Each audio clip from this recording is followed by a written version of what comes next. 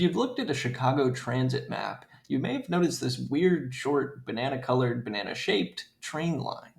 I've always wondered exactly two things about the yellow line. First, why is there a dedicated train line that only covers 5 miles? And second, what is it like to ride it?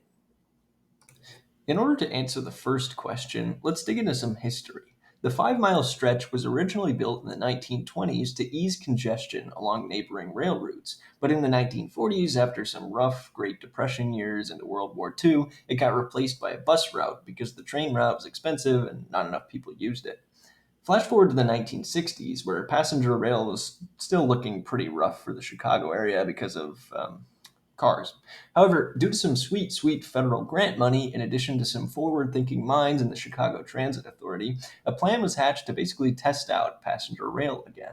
The idea was that with traffic becoming quite congested, if a fast, inexpensive, and convenient option was provided, then maybe those in the suburbs would use that alternative instead of driving. So they figured this existing 5 mile stretch would be a great test bed for their theory. They built a park and ride lot, they set up the line to operate at very fast speeds, hence their chosen name, the Skokie Swift, and it would link up with the other CTA trains at Howard, which could then shuttle people downtown.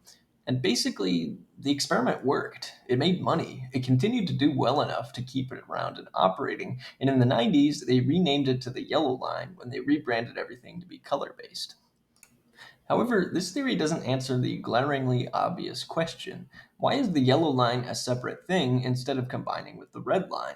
The red line terminates at the stop the yellow line begins, and passengers have to get off and switch trains.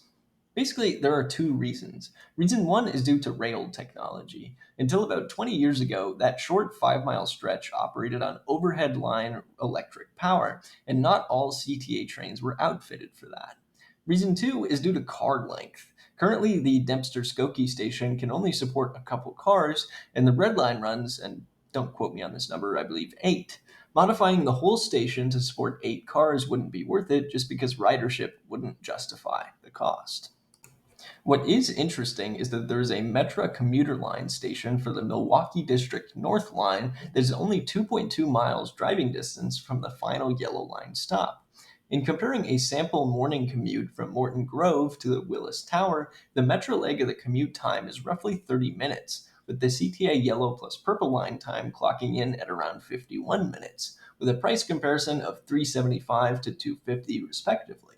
So, while the Yellow Line is only debatably a better value for straight downtown commutes, it undoubtedly provides better connections to the North Side neighborhoods. And the important thing to keep in mind is that public transportation is used for much more than work commuting.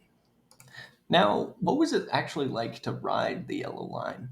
Well, it felt pretty much like a baby version of the other CTA lines.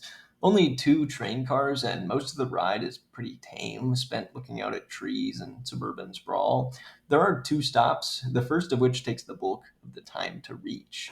The small stations feel sort of quaint, and I almost hope the morning commuters all know each other. But overall, riding the Yellow Line was not exactly a wild experience. Anyway, thanks for watching, and I hope you learned something.